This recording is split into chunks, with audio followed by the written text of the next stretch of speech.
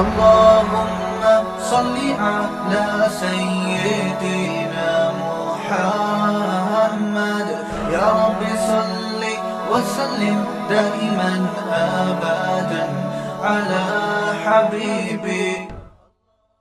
میں نے قرآن مجید کی آیت تلاوت کی ہے، یہ میں کئی ہفتوں سے کر رہا ہوں تلاوت، اور شاید بہت سے لوگ جو پرانا بیان پہلے سے بیان سن رہے ہیں ان کو شاید یہ یاد ہو گئی ہو. یا ایھا الذین آمنوا ادخلوا فی السلم کافہ، اے ایمان والو اسلام میں مکمل داخل ہو جاؤ. یہ میں کیوں پڑھتا ہوں بہت زیادہ؟ اس لیے کہ میں اس وقت مخاطب ہوں مسلمانوں سے. اگر غیر مسلموں سے خطاب ہوتا تو ان کو ہم کہتے اسلام میں داخل ہو جاؤ، مکمل کا لفظ استعمال نہ کرتے، کیونکہ وہ تو مکمل باہر ہیں. لیکن ظاہر ہے جب مسلمانوں سے خطاب ہوگا تو ہم یوں کہیں گے کہ مکمل داخل ہو جاؤ. داخل تو پہلے سے ہوئے ہوئے ہیں. آج کل اسلام میں داخل کے بجائے نکالنے کا زیادہ ٹرینڈ چل پڑا ہے. ابن انشا ایک مزاحیہ گزرا ہے، اس نے اپنی کتاب میں لکھا کہ دائرے کی قسمیں، ہوتا ہے نا بچے جیومیٹری سیکھ رہے ہوتے ہیں، تو اس نے ان قسموں میں بتایا کہ ایک دائرہ اسلام کا دائرہ بھی ہے، اور اس میں کارٹون بنایا ہوا تھا ایک مولانا صاحب بیچ میں جو ڈنڈے سے لوگوں کو نکال رہے ہیں، اور بتایا کہ پہلے اس میں لوگوں کو داخل کیا جاتا تھا، آج کل اس سے لوگوں کو نکالا جا رہا ہے. کہتے نہیں یہ دائرہ اسلام سے خارج، یہ دائرہ اسلام سے خارج. بیان میں بیچ بیچ میں جو چیزیں یاد آتی ہیں تو میں جمعہ اور اتوار کے بیان میں کوشش کرتا ہوں ان کو بھی چلاؤں، کیونکہ واعظ و نصیحت کی مجلس ہے، جو چیز بھی آ جائے پارسل کر دینی چاہیے. جو بھی خیر کی بات، چاہے وہ موضوع سے ہٹ کے بھی کیوں نہ ہو، اس سے کوئی فرق نہیں پڑتا. یہ جو میں مسلمان کا لفظ استعمال کرتا ہوں، بہت سے لوگوں کو اس پہ بھی اعتراض ہے کہ مسلم ہوتا ہے، مسلمان تو نہیں ہوتا. قرآن و سنت میں ہمیں جو لفظ ملتا ہے وہ کیا ملتا ہے؟ مسلم. تو خوب سمجھ لیں، الفاظ کے بکھیڑوں میں پڑھنے کی ضرورت نہیں ہے. مسلم مسلمان، اردو میں مسلمان مسلم ہی کو کہتے ہیں. شاید یہ اس طرح سے وجود میں آیا ہے کہ فارسی میں مسلم مسلمان، جیسے طالب سے طالبان، جمع کا صیغہ جو ہے نا، طالب ایک طالب علم کو کہتے ہیں، طالبان بہت سارے طالب، تشنگان علم کہتے ہیں نا، جمع کا صیغہ ہے یہ فارسی میں. تو اردو میں فارسی بہت ہے، تو مسلم سے شاید مسلمان ہوگا، بہت سے مسلم یعنی مسلمز کو کہا جاتا ہوگا، تو پھر بن گیا مسلمان. تو اس میں کوئی کچھ ٹینشن لینے کا نہیں ہے. جیسے لفظ اللہ کو خدا کہہ دینے سے کوئی ٹینشن کی بات نہیں ہے، کوئی اتنا بڑا مسئلہ نہیں ہے. اللہ کو اللہ بھی کہہ سکتے ہیں، خدا بھی کہہ سکتے ہیں.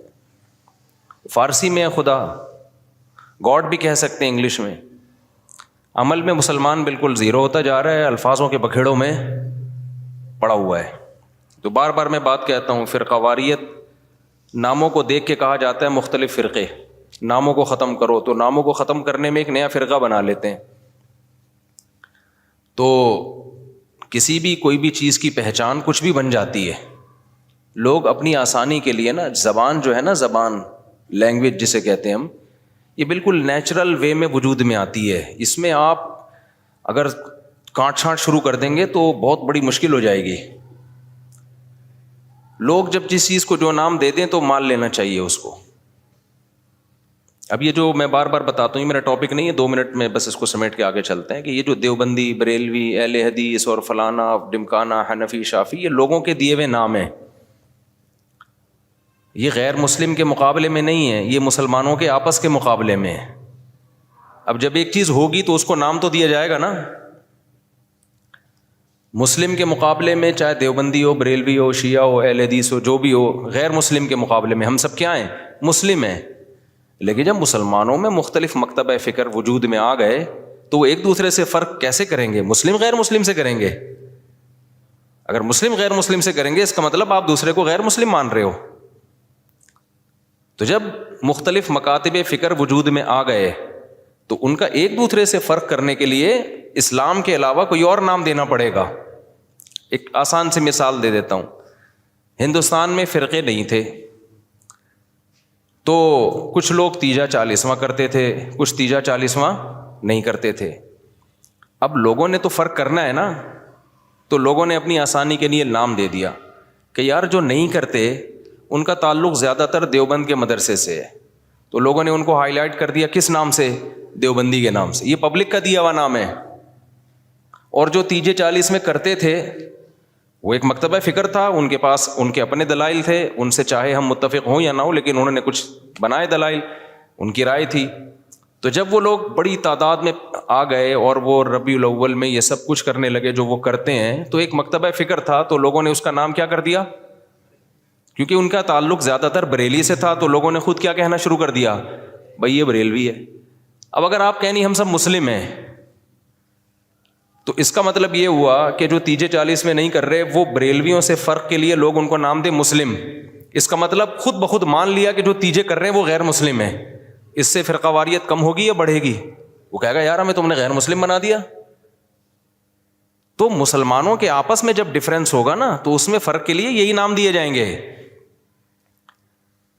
اب جو لوگ کہتے ہیں میں نہ دیوبندی نہ بریلوی نہ اہل حدیث نہ فلانا نہ ڈمکانا, تو ہم ان سے کہتے ہیں پھر آپ کا نظریہ کیا ہے, آپ کی سوچ کیا ہے؟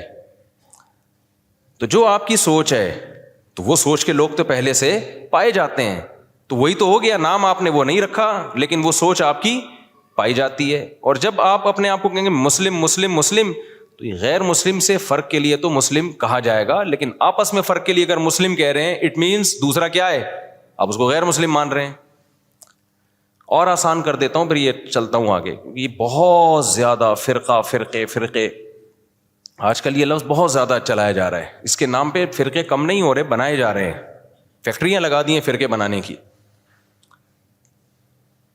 اب بہت سے لوگ کہتے ہیں ہمارا کوئی فرقہ نہیں ہے, حالانکہ اسلام میں سب سے پہلے 2 بڑے فرقے وجود میں آئے ہیں. یہ تو بعد کے ہیں نا, کسی نے بریلویت کا نام دے دیا, نام بعد میں آئے ہیں. یہ جو سوچ تھی وہ تو بہت سو کی ہمیشہ سے رہی ہے, جو نظریے تھے سب سے پہلے جو وجود میں آئے, جو آج تک قائم ہیں ان کی بات کر رہا ہوں, وہ شیعہ اور سنی وجود میں آئے ہیں. شیعہ حضرات کا جو بیسک دعویٰ ہے پنج تن پاک, اہل بیت کو اور حضرت علی کو دیگر اصحاب رسول پہ فضیلت دینا, ان کے اپنے اصول ہیں, وہ ان اصولوں پر عمل پیرا ہیں. وہ 2 نمازیں ہمیشہ اکٹھی پڑھتے ہیں, وہ 3 طلاق کو ایک بھی نہیں مانتے, کچھ ایک مانتے ہیں کچھ ایک بھی نہیں مانتے. حضرت عمر رضی اللہ تعالیٰ عنہ کے فیصلوں کو بالکل لفٹ نہیں کراتے, تبھی وہ متع کو بھی جائز سمجھتے ہیں. ان میں بڑے فرق تھے ان کے اندر اور سنیوں کے اندر. ان کا عقیدہ بھائی 11 امام ہیں 12 امام ہیں, وہ امام کو بھی بہت زیادہ امام کو درجہ دیتے ہیں وہ. تو جو یہ عقیدوں کے حامل نہیں تھے, جن کا یہ عقیدہ تھا نہیں بھائی قرآن حدیث اور صحابہ خلفائے راشدین کو بھی ویلیو دینی ہے, تمام صحابہ کو ماننا ہے, ہر نماز اپنے ٹائم پہ پڑھنی ہے. سفر میں تو اختلاف ہے اہل سنت والجماعت میں آپس میں, لیکن جب حضر میں ہوں گے تو ہر نماز اپنے ٹائم پہ ہوگی. متع حلال نہیں ہے, 3 طلاقیں 3 ہوتی ہیں. تو جن کا یہ کانسیپٹ تھا ان کو کیا کہا جانے لگا, اہل سنت والجماعت. حالانکہ آپ کہتے نہیں ہم فرقوں میں نہیں پڑھیں گے, یہ مسلم ہیں, اس کا مطلب آپ نے ان کو کیا مان لیا, غیر مسلم. اگلا قبول کر لیتا اس نعرے کو, وہ کہتا بھائی ہم وہ تو کہہ رہے ہیں ہم تو مسلم ہیں, وہ تھوڑی آپ اس کو 100 دفعہ غیر مسلم کہیں, اگلا ایکسیپٹ کرنے کے لیے تیار نہیں ہے. تو علماء نے کیا کیا بھائی ٹینشن سے بچنے کے لیے کہ بھائی 2 مکاتب فکر ہیں, ایک کو اہل سنت والجماعت کہا جاتا ہے اور ایک کو شیعہ کہا جاتا ہے. پھر اہل سنت والجماعت کو شارٹ فارم میں سنی کہا جانے لگا. میں نے کہا نا زبان جو ہے وہ پرواہ نہیں کرتی ہے, زبان آٹومیٹیکلی وجود میں آتی ہے. لوگ جس چیز میں آسانی دیکھتے ہیں اس کو خود وضع کرتے ہیں. جو زبان کے الفاظ ہیں ان کو وضع کسی ادارے میں نہیں کیا جاتا, وہ آٹومیٹیکلی لوگوں کی زبان پہ. ابھی آج کے نا پروگرام تو بڑھ گیا, چل رہا ہے نا مارکیٹ میں, اب یہ کسی نے بیٹھ کے بنایا ہے, اب ہر جگہ یہ وڑ گیا کا لفظ, اب اصل وڑ گیا کہ جو بھی مطلب ہوں, اصل وڑ گیا مجھے کل کسی نے کہا یہ وڑ گیا بہت برا لفظ ہے, اس کا تو یہ مطلب ہے, اس کا تو وہ مطلب ہے, یہ وڑ گیا کا لفظ. میں نے کہا جو بھی مطلب ہے ابھی یہ نہیں ہے, ابھی وہ مطلب ہے جو مارکیٹ میں چل رہا ہے. وڑ گیا کا مطلب بیڑا غرق ہو گیا پروگرام کا. اچھا چھالیاں بھی آ گئی, میم سے بہت آ رہی ہیں, پروگرام تو بڑھ گیا. میں شہد لینے گیا تو میں چٹان کے اوپر چڑھا ہوا تھا نا, بہت ہائٹ پہ, ایک یعنی 1000 فٹ بلندی پہ شہد کے لیے میں بلوچستان کے پہاڑ پہ چڑھا. شہد کا چھتا میں نے کہا اپنے ہاتھوں سے کاٹوں گا میں, شوق ہے ہمیں اس طرح کی حرکتوں کا. اب بہت اوپر ہم چڑھ گئے, پھسلنے کا خطرہ تھا, دھڑام سے نیچے آتا. تو جب چھتا کاٹ رہا تھا میں نے کہا ایسا نہ ہو کہ پروگرام تو اڑ نہ جائے کہیں, پاؤں پھسلے اور پروگرام لوگ کہیں پروگرام تو اڑ گیا, کیونکہ ویڈیو بھی بن رہی تھی. تو اب آپ لوگوں کو سمجھاؤ نہیں وڑ گیا ایکچولی بہت اس کے برے معنی ہیں اور فلانا ہے. او بھائی کسی کا ذہن اس برے معنی کی طرف نہیں جا رہا. تو زبان بالکل نیچرل وے میں وجود میں آتی ہے اور اس کو جیسی ہے ویسے ہی رہنے دینا چاہیے, اس کو چینج نہیں کیا جا سکتا. تو اب بالکل ایسا ہی ہے کہ جو اہل سنت والجماعت تھے, شارٹ میں لوگوں نے ان کو کیا کہنا شروع کر دیا, سنی. اب آپ یہ کہیں میرا کوئی فرقہ نہیں ہے, میں کسی فرقے کو نہیں مانتا, میں صرف مسلمان ہوں, تو لوگ آپ سے پوچھیں گے کہ بھائی آپ شیعہ ہو یا سنی ہو. وہ کہ میں شیعہ سنی کو نہیں مانتا, میں مسلم ہوں, میں کیا ہوں, خالص مسلم.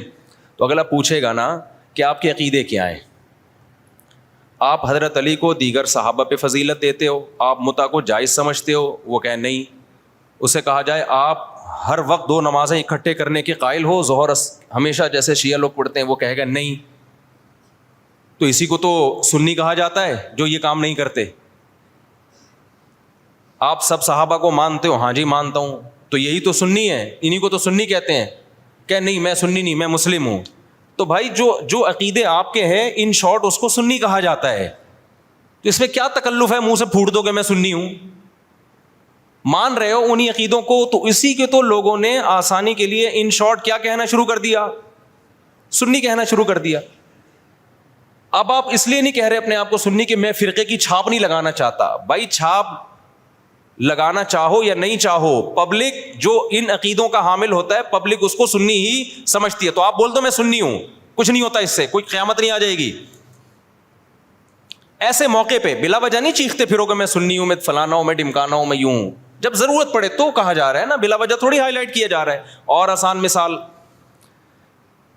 بر صغیر میں جب احمد رضا خان بریلوی آئے اور انہوں نے وہ بہت زیادہ اس کا پرچار کیا, خاص جو ان کے مخصوص عقائد تھے وہ صحیح تھے غلط تھے, اس پہ بحث میں تو میں جا ہی نہیں رہا. اس کے بعد ایک خاص مکتبہ فکر وجود میں آیا کہ بھائی ربیع الاول کو عید کا دن کہنا ہے اور تیجا کرنا ہے, 40واں کرنا ہے, جو بھی کر رہے ہیں وہ ایکٹیویٹیز.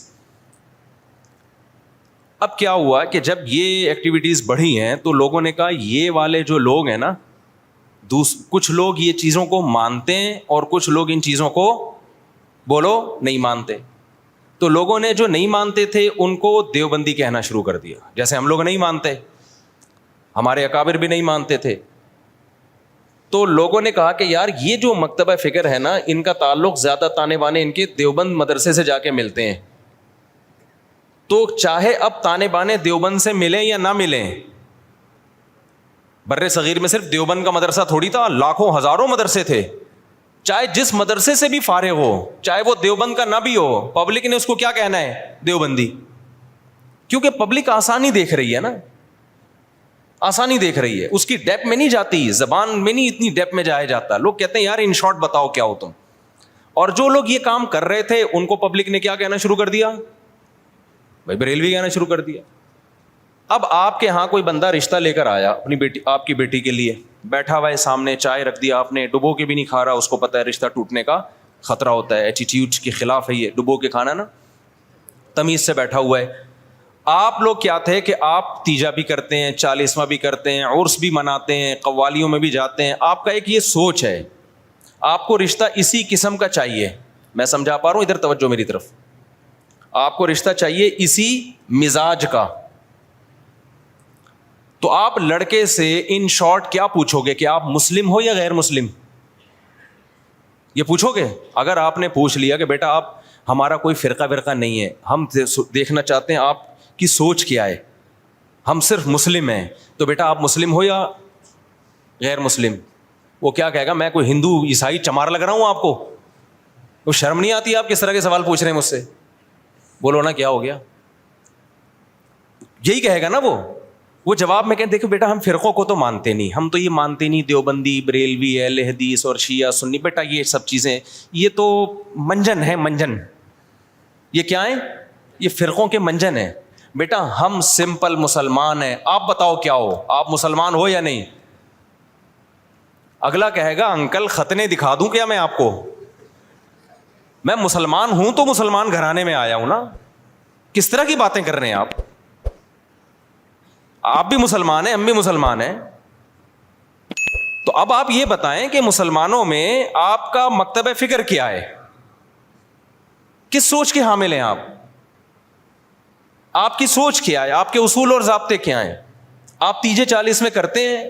کہے گا ہاں بیٹا. آپ عرس پہ جاتے ہیں؟ ہاں بیٹا. آپ نبی کو حاضر ناظر سمجھتے ہیں؟ ہاں بیٹا. اچھا تو آپ بول دیں نا منہ سے ان شارٹ کے ہم بریلوی ہیں. گھنٹہ میرا پی گئے آپ بیٹھ کے.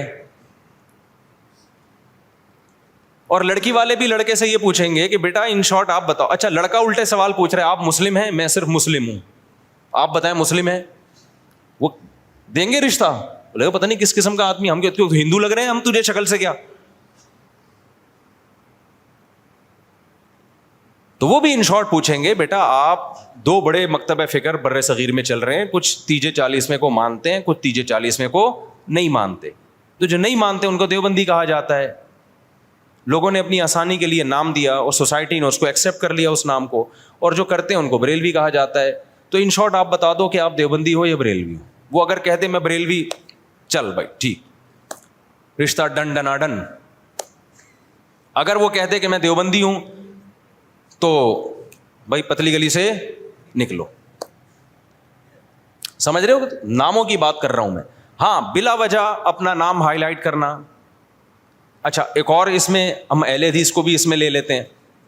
اہل حدیث کیا ہے؟ جب شیعہ سنی دو فرقے بڑے وجود میں آئے, جن کا ابھی تک فرقے تو بہت سارے بنے تھے, بہت سارے تو ختم ہی ہو گئے, کیونکہ جو باطل چیزیں زیادہ پنپتی نہیں ہیں, اور پنپتی بھی ہے تو ایک جگہ قائم نہیں رہتی. آپ اگر 1200 سال پہلے کے شیعہ کو دیکھ لیں تو الگ تھے, 200 سال بعد والے الگ, آج الگ. تو وہ بہت یعنی ایک جگہ نہیں. آپ اہل سنت والجماعت کو دیکھیں گے نا تو جو 1200-1300 سال پہلے تھے آج بھی اسی ٹریک پر ہیں. وہ خاص طور پر جو ان چاروں مکاتب فکر کو فالو کرتے ہیں, حنفی, مالکی, شافعی, حنبلی, ان کے اصول 1300 سال پہلے لکھ لیے گئے تھے, مسائل بھی لکھ لیے گئے تھے, تو اب اس سے ہٹتے نہیں ہیں. یہ آپ کو حنفی 800 سال پہلے کا بھی وہی نظر آئے گا جو آج تھا, شافعی 800 سال پہلے کا بھی ویسے ہی نظر آئے گا جیسا آج تھا. اگر تبدیلی ہوئی ہے تو بدعت کے حوالے سے ہوئی ہے. کسی میں بدعتیں آ گئیں, کسی میں بدعتیں کوئی ایکسٹریم لیول پہ ادھر چلا گیا. کوئی مسائل کے معاملے کی بات کر رہا ہوں, جو اسلامک لا ہے, لا نہیں چینج ہوا کیونکہ وہ ریٹن فارم میں آ چکا تھا پہلے. تو اب میں عرض کر رہا تھا کہ دو فرقے بڑے وجود میں آ گئے. ایک کو کیا کہا جاتا تھا؟ شیعہ. ایک کو کیا کہا جاتا تھا؟ سنی. تو سنیوں کا جو اصول اور ضابطہ تھا وہ یہ تھا کہ قرآن سے مسئلہ دیکھا جائے, پھر نبی صلی اللہ علیہ وسلم کی صحیح احادیث سے, اس کے بعد صحابہ. تو انہوں نے اس اصول کو سامنے رکھ کے ریسرچ کی, اور باقاعدہ جیسے حدیث کو ریٹن فارم میں محدثین لے کر آئے کہ بھئی اب سینہ بسینہ کب تک چلے گی, اس کو ریٹن فارم میں لے کر آؤ, کتابیں لکھو, ضائع ہو سکتا ہے علم.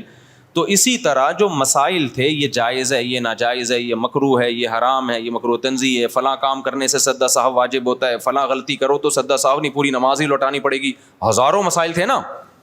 تو ائمہ کرام نے اجتہاد کیا اور مسائل کو ریٹن فارم میں لانا شروع کیا.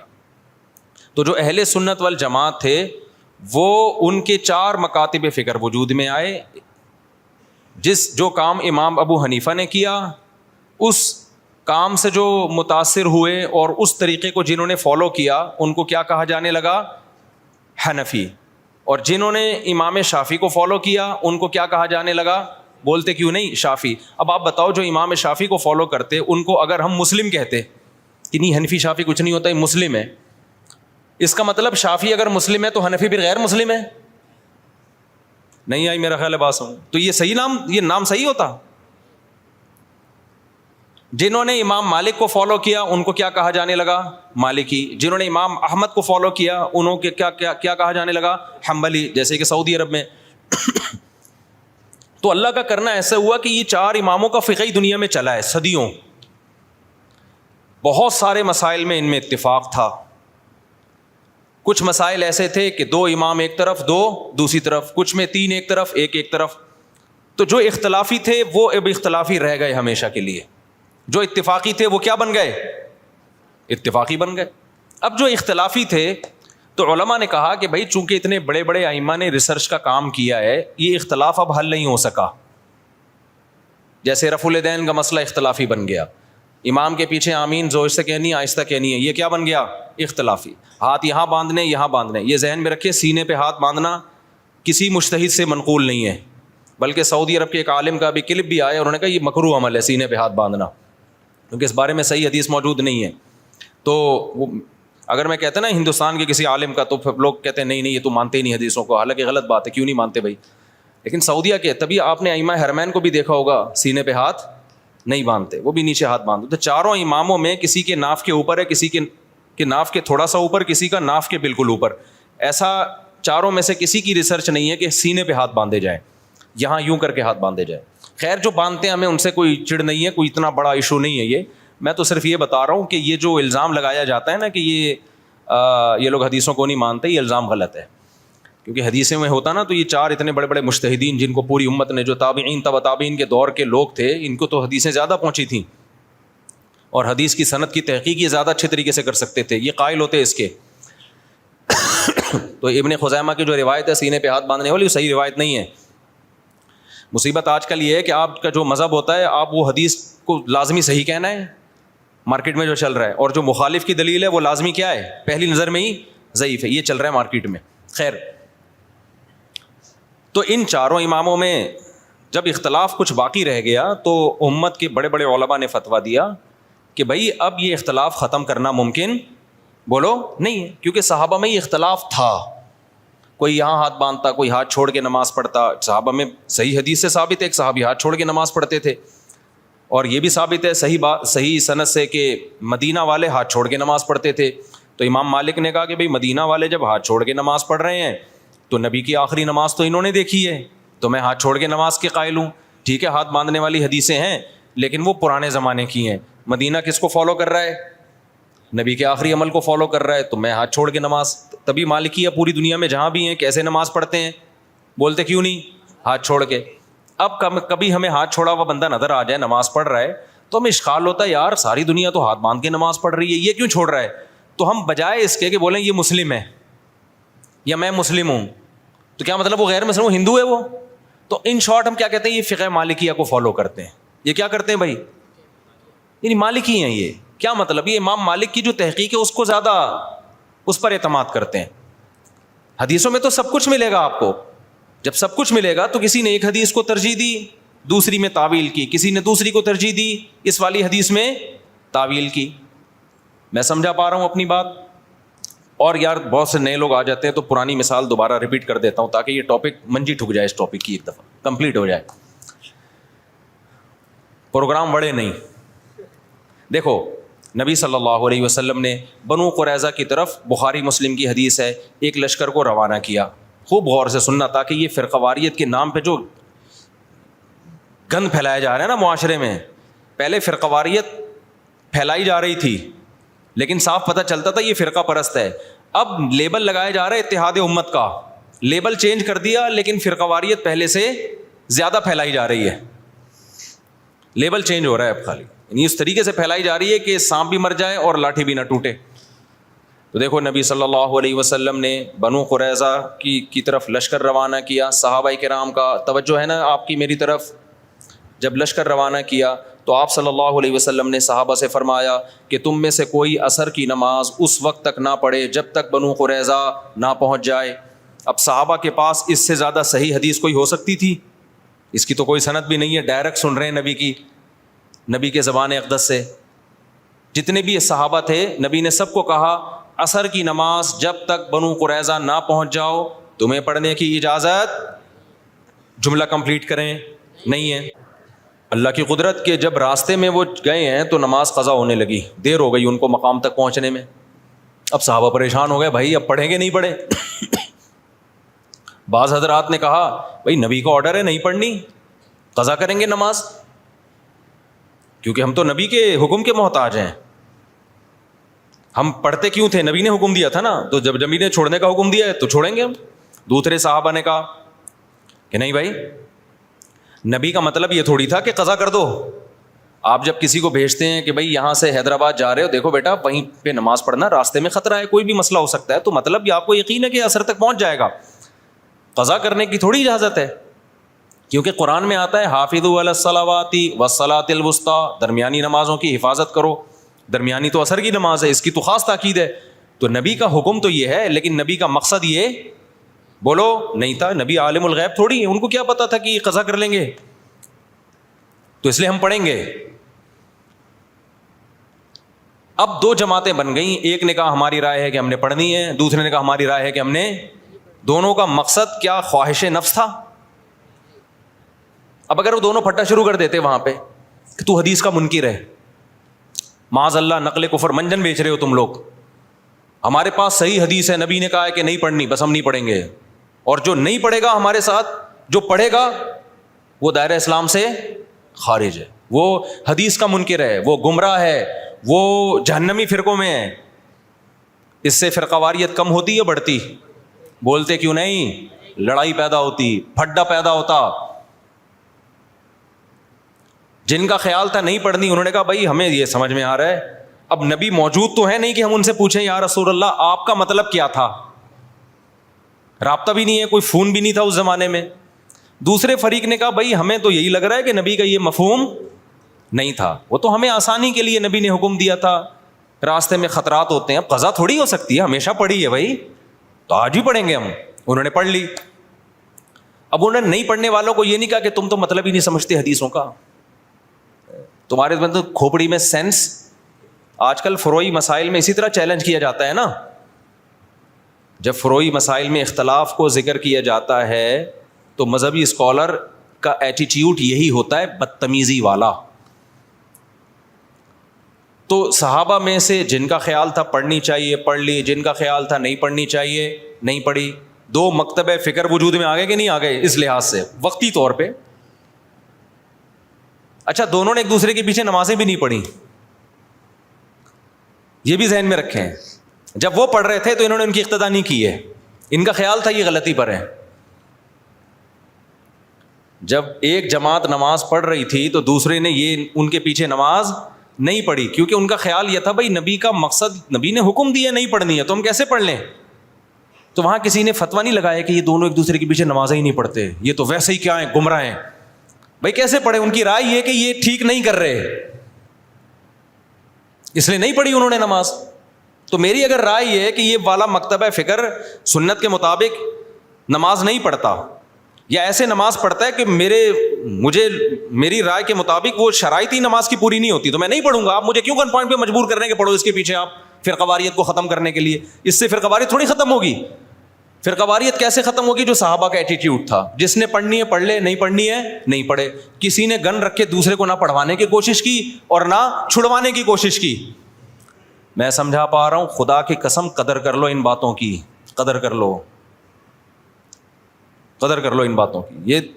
یہ جو آج کل نئے نئے اسکالر جراثیم پیدا کر رہے ہیں نا, یہ بہت خطرناک جراثیم ہیں, ان سے تم گمراہ ہو جاؤ گے.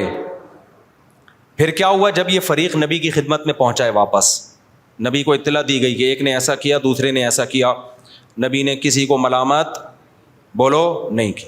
یہاں سے فقہا کو ایک اصول مل گیا قیامت تک کے لیے, بھائی حدیث کی تشریح میں اگر اختلاف ہوگا تو وہ اختلاف برا نہیں ہے. میں سمجھا پا رہا ہوں اپنی بات؟ اگر حدیث کی تشریح میں اختلاف, دیکھو جن صحابہ نے نماز چھوڑی انہوں نے حدیث کے الفاظ لیے, ایسا ہی ہے نا. جنہوں نے نماز پڑھی کیا انہوں نے حدیث نہیں لی؟ انہوں نے لی. انہوں نے حدیث میں تعویل کی, انہوں نے کہا حدیث کا یہ مطلب نہیں ہے. کیوں نہیں ہے بھائی یہ مطلب؟ کیوں نہیں ہے؟ اس لیے کہ قرآن کہہ رہے ہیں اثر کی حفاظت کرنی ہے, تو قرآن کا بھی تو حکم ہے نا, اس کو بھی تو فالو کرنا ہے. اب اگر کوئی ہمارے سامنے حدیث کا ریفرنس پیش کرتا ہے اور ہمارے خلاف جاتا ہے, ہم کہتے ہیں حدیث کا یہ مطلب نہیں ہے, تو 2-2 فٹ توے پر اچھلنے شروع کر دیتا ہے وہ کہ دیکھو نبی کی حدیث آئی, بجائے سینے سے لگانے کے فوراً کہہ رہے ہیں حدیث کا یہ مطلب نہیں ہے. یعنی یہ بتائیں گے ہمیں کیا مطلب ہے. اور بھائی ہم جو مطلب دوسرا بتا رہے ہیں وہ اس لیے بتا رہے ہیں کہ اس کے مقابلے میں دیگر دلائل کو بھی تو دیکھو, قرآن کو بھی تو دیکھو, حدیث متواتر کو بھی تو دیکھو. اس لیے ابن قیم رحمہ اللہ تعالیٰ نے ان صحابہ کی رائے کو زیادہ ترجیح دی ہے جنہوں نے نماز پڑھی ہے.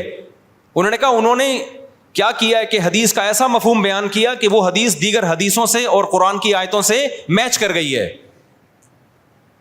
وہ زیادہ ان کا مذہب ثواب سے سواد والا ثواب یعنی درستگی کے زیادہ قریب تھا.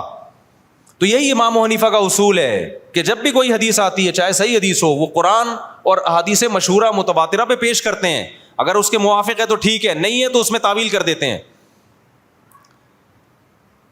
تو یہ اس حدیث سے ہمیں زندگی بھر کے لیے ایک اصول پتہ چل گیا. بھائی قرآن و سنت میں اگر نیت اللہ رسول کی ماننی ہے, دائیں بائیں جانا مقصد نہیں ہے, اپنی خواہشات کی پیروی مقصود نہیں ہے, تو پھر اگر حدیث کی تشریح میں اختلاف ہوگا تو وہ اختلاف برا نہیں ہے, اور اس کی بیس پہ نہ انسان جہنم میں جاتا ہے بلکہ اس کی بیس پہ ہوتا کیا ہے, نبی کا حکم صحیح حدیث موجود ہے.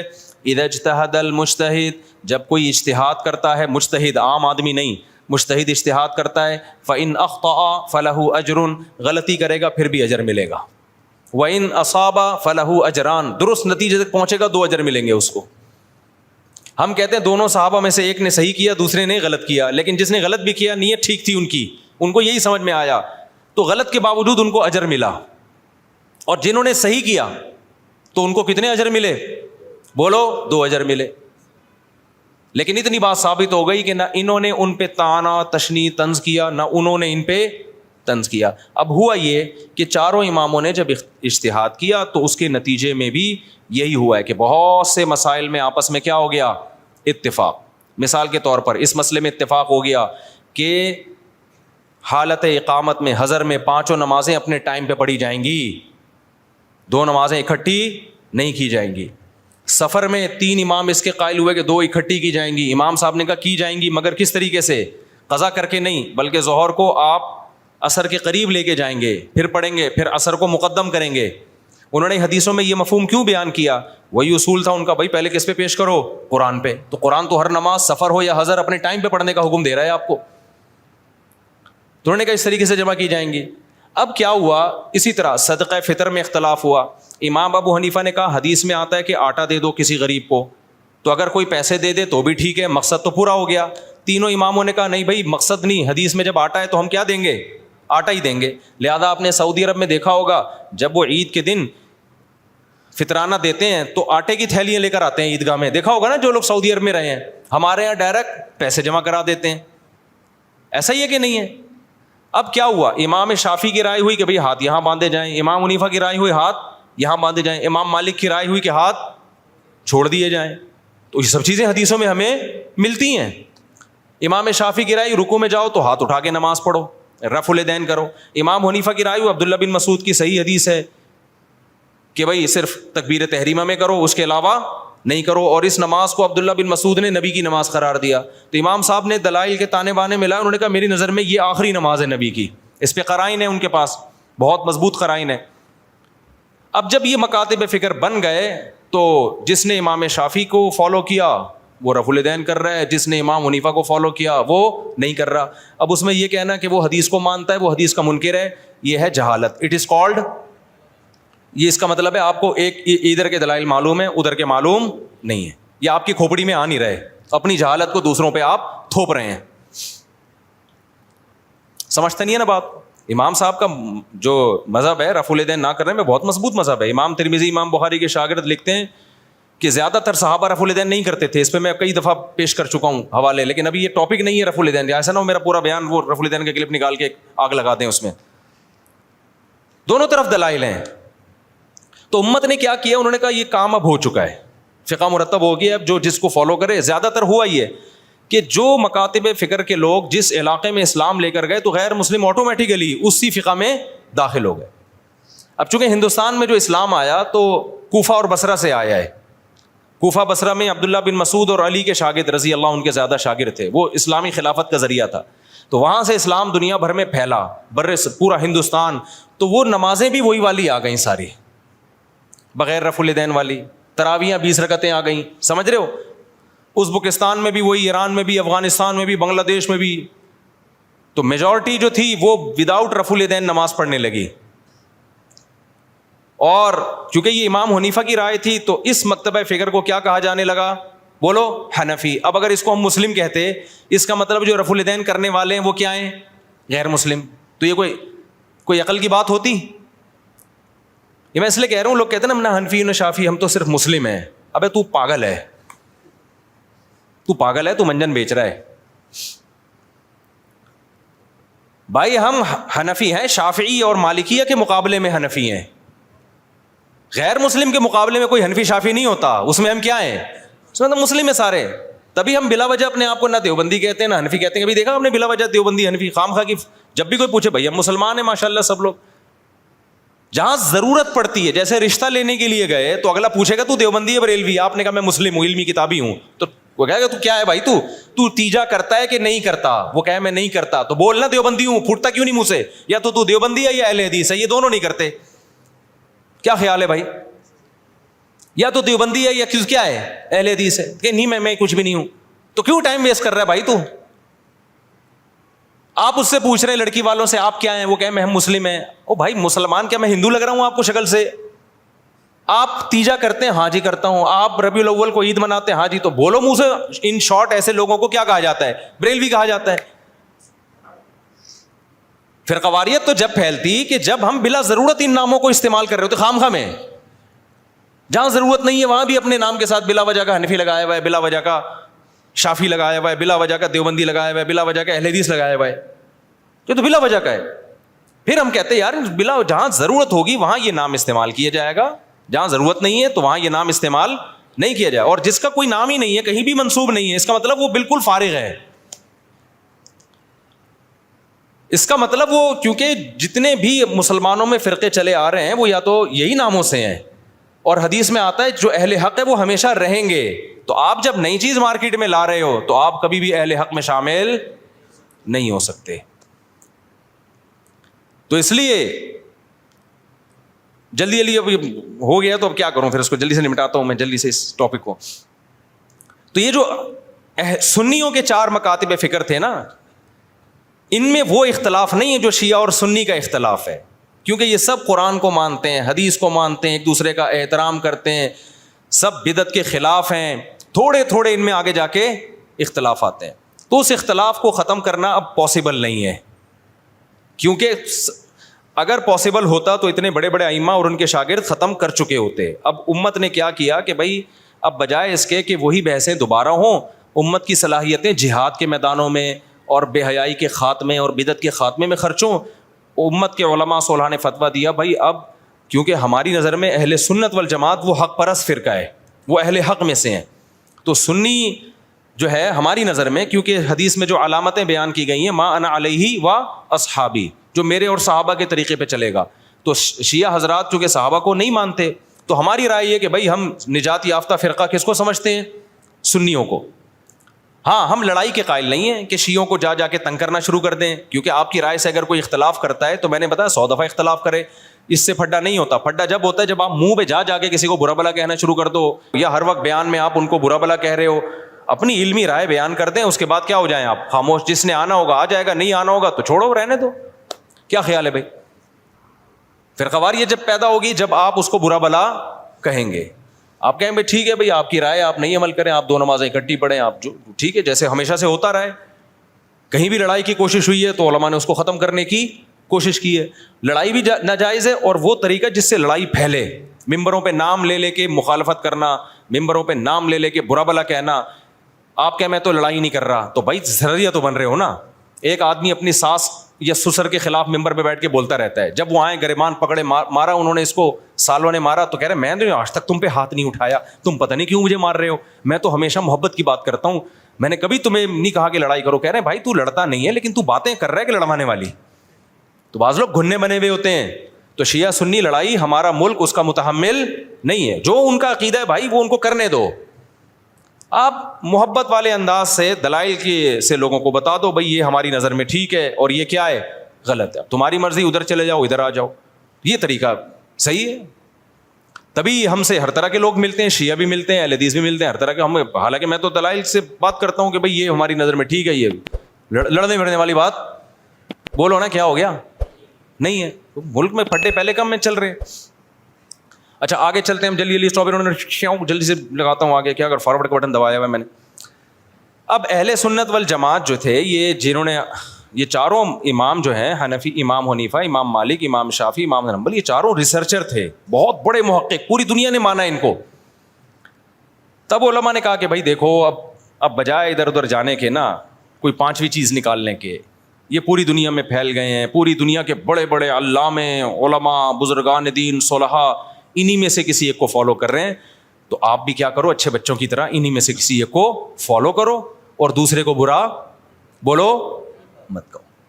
یہاں لوگ ایک آدھ کہتے ہیں کہ میں ان چاروں کو فالو کروں گا, جو مجھے لگے گا قرآن و سنت کے مطابق اس کو فالو کروں گا. یہ بھی بولنے کی حد تک بہت اچھی بات ہے, لیکن تیری حیثیت کیا ہے کہ تجھے لگے گا, تیری اوقات کیا ہے؟ اپنی جہالت کا اعتراف کر کیوں نہیں لیتے کہ میرے پاس علم کامل نہیں ہے, یہ کیوں نہیں مان لیتے؟ ہر آدمی فنٹر کیوں بنا ہوا ہے؟ میری نظر میں, یہ تیری نظر ہے کیا؟ تو نے کتنے سال علم حاصل کیا ہے؟ مولانا قاسم نانوتوی رحمۃ اللہ علیہ کے پاس کسی نے بحث کی نا کوئی اختلافی مسئلے پر, تو انہوں نے دلائل کے انبار لگا دیے, جیت گئے مناظرہ. تو کسی نے کہا حضرت آپ اتنے بڑے علامہ ہو کر امام حنیفہ کو فالو کر رہے ہو. انہوں نے کہا یعنی آپ اتنے بڑے علامہ اور ابو حنیفہ کو فالو کر رہے ہو, یار اتنا علم آپ کے پاس, لاجواب کر دیا. انہوں نے کہا مجھے تجھ پہ حیران ہوتے, آتا کچھ بھی نہیں ہے اور مجتہد بنا بیٹھا ہے کہ میری اپنی تحقیق. صحیح ہے نا, نہیں آئی میرا خیال ہے بات. انہوں نے کہا, اس بندے نے کہا کہ آپ کے پاس اتنا علم ہے اور پھر بھی فالو کس کو کر رہے ہو؟ اپنی تحقیق پہ اعتماد نہیں کر رہے, ابو حنیفہ کی تحقیق کو فالو کر رہے ہو. انہوں نے کہا مجھے تجھ پہ اپنے سے زیادہ اعتراض ہے کہ تجھے آتا کچھ بھی نہیں ہے, ایک گھنٹے میں پتہ چل گیا کہ تو اتنا پانی میں ہے, اور پھر بھی کہتے ہیں میں نے خود تحقیق کرنی ہے. تحقیق خود وہ کرے جو تحقیق کا اہل ہو. کچھ مسائل تو ایسے ہیں قرآن و سنت نے بالکل واضح بیان کر دیے, ان میں تو تحقیق کی ضرورت ہی نہیں ہے, ان میں چاروں اماموں کا اختلاف بھی نہیں ہوا ہے. آگے جب ڈیپتھ میں جائیں گے, آپ گہرائی میں جائیں گے, تو پھر چھوٹے چھوٹے مسائلوں میں رائے کا اختلاف ہوگا. ہم ان مسائل کی بات کر رہے ہیں, بڑے بڑے مسائل کی بات نہیں کر رہے. اب آپ کو میں امام حنیفہ کو فالو کرتا ہوں اس لیے میں ایک خدا کا قائل ہوں. ابے بھائی ایک خدا کے قائل تو یہ تو قرآن نے بہت واضح بیان کر دیا, اس میں ابو حنیفہ کو فالو کرنے کی ضرورت نہیں ہے. آپ کہیں چونکہ 5 نمازیں فرض ہیں میں اس لیے مانتا ہوں کہ ابو حنیفہ نے کہا ہے, او بھائی یہ تو بہت واضح اسلام کا حکم ہے. آپ کہیں میں نبی کو آخری نبی اس لیے مانتا ہوں, امام حنیفہ کہہ کے چلے گئے تھے. او بھائی امام حنیفہ اگر نبی کو آخری نہ مانتے تو ابو حنیفہ ہی نہ ہوتے. وہ یہ تو واضح مسائل ہیں. بات ہے کہ جب دونوں طرف حدیثیں ہوں, قرآن کی آیت کچھ اور کہہ رہی ہے, حدیث سے کچھ اور نکل رہا ہے, دونوں طرف حدیثوں میں ٹکراؤ ہو رہا ہے, اس میں یہ فیصلہ کرنا کہ اس میں کس رائے کو ترجیح دینی ہے, کس میں تعویل کرنی ہے, یہ ہر نتھو پھتو کا کام نہیں ہے. ورنہ آپ قرآن و سنت کو اگر تختہ مشق بنا دیں تو وہی ہوگا جو جناب پروفیسر غامدی صاحب نے شروع کیا ہوا ہے. وہ کہتے ہیں میں کسی امام کو نہیں مانتا اس سینس میں کہ کسی کو فالو نہیں کروں گا, میری اپنی تحقیق ہے. پھر اس تحقیق کو آپ دیکھیں, ابھی ان کا نیا کلپ مارکیٹ میں آیا ہے, انہوں نے فرمایا کہ جو عدت ہے نا, قرآن نے کہا ہے کہ 3 حیض اور 4 مہینے 10 دن, ایکچولی اس لیے تھا کہ جب شوہر کی ڈیتھ ہو جائے تو پتہ یہ یعنی ایسا نہ ہو کہ اس کے پیٹ میں بچہ ہو. تو 4 مہینے 10 دن جو عدت رکھی گئی ہے وہ اس لیے رکھی گئی ہے کہ پتہ چل جائے کہ اس کے پیٹ میں بچہ نہیں ہے, تاکہ وہ کہیں اور نکاح نہ کرے. لیکن اب الٹرا ساؤنڈ سے اور مشینوں سے پتہ چل جاتا ہے, لہذا 4 مہینے کے تکلف کی بالکل بھی ضرورت. یہ غامدی صاحب کی رائے ہے. کیا ہو گیا بھائی؟ وہ کہتے ہیں اب 4 مہینے 10 دن کی عدت کی ضرورت نہیں ہے. بندہ مرا, خاتون گئی, الٹرا ساؤنڈ کروایا, ڈاکٹر نے کہا کچھ بھی نہیں ہے, چلو بھائی شادی کرے وہ کہیں اور. سمجھ میں آ رہی بات؟ اور دلیل میں انہوں نے یہ آیت پیش کی ہے کہ وَأُولَاتُ الْأَحْمَالِ أَجَلُهُنَّ أَن يَضَعْنَ حَمْلَهُنَّ, اگر کسی عورت کو حمل ہے, شوہر مر گیا اور بچہ پیدا ہو گیا تو فوراً عدت کیا ہو گئی؟ ختم. انہوں نے کہا اصل مقصد کیا تھا؟ اب دیکھو آیتیں ہر ایک کے پاس ہیں اور عوام بڑی متاثر ہو رہی ہے, لیکن چاروں اماموں کا, پوری امت کا اجماع ہے کہ یہ بات ٹھیک نہیں ہے. 100% پتہ چل جائے نا کہ پیٹ میں بچہ نہیں ہے, پھر بھی 4 مہینے 10 دن گزارنے پڑیں گے. یہی وجہ ہے کہ 90 سال کی بڑھیا پہ بھی عدت فرض ہے. اور غامدی صاحب نے کتنی بڑی گڑبڑ کر دی. اگر یہی کانسیپٹ ٹھیک ہے, بچہ جب پیدا ہو جائے تو عدت ختم, تو بچے والی عورت کو اسلام نے اس عدت سے مستثنیٰ کیا ہے اصل میں. لیکن اصولی طور پہ دیکھا جائے تو جب بچہ پیدا ہو جاتا ہے نا, تو پھر قرآن یہ کیوں کہتا ہے کہ جس عورت کے پیٹ میں حمل ہو وہ جب بچہ جنے گی تو عدت پوری ہو جائے گی. بھائی جب پتہ چل گیا کہ حمل ہے تو پھر تو اس کو تو فوراً شادی کی اجازت ہونی چاہیے, کیونکہ سب کو پتہ ہے کہ جو مرا ہے اسی کا بچہ ہی ہے. اب دوسرا بچہ آ سکتا ہے ایک بچے کے بعد پیٹ میں؟ میڈیکل سائنس تو کہتی ہے کہ جب پیٹ میں بچہ ہوگا تو رحم کا منہ بند ہو جاتا ہے, دوسرا بچہ پیدا اس سے جڑواں بچے ایٹ اے ٹائم ہی میاں بیوی کا جو ریلیشن ہوتا ہے نا, ایک ہی وقت میں جڑواں کا حمل ٹھہرتا ہے. ایسا نہیں ہوتا کہ ایک بچہ کا حمل آج ٹھہرا ہے اور ایک کا ایک ہفتے بعد. تو اس سے تو ہونا یہ چاہیے کہ غامدی صاحب یہ فتویٰ دیں کہ جس عورت کے حمل ٹھہر گیا, شوہر مر گیا اور سب کو پتہ چل گیا کہ پیٹ میں بچہ ہے, پہلا 2 دن کا نہیں ہے بلکہ پتہ چل گیا, تو پھر عدت وضع حمل نہیں ہونی چاہیے بلکہ فوراً شادی کرے, کیونکہ اب نسب میں گڑبڑ نہیں ہو سکتی. سب کو پتہ ہے یہ پرانے والے کا بچہ ہے, نیا اگر اس عورت سے بیوی بنا کے ریلیشن قائم بھی کرتا ہے تو بچہ نئے کا نہیں ہوگا, بچہ کس کا ہے؟ پرانے کا ہے. تو نسب میں کوئی خلل پیدا ہو رہا ہے. لیکن غامدی صاحب بھی میرا خیال اس کے قائل نہیں ہیں, وہ بھی کہیں گے نہیں, قرآن نے کیا کہا ہے کہ جب تک بچہ عورت جن نہیں لیتی وہ کہیں اور شادی نہیں کر سکتی. تو غامدی صاحبی کے اصول کے مطابق غامدی صاحب نے جس اصول کی بیس پہ مسئلے کی بنیاد رکھی ہے وہ اصول کیا ہو گیا؟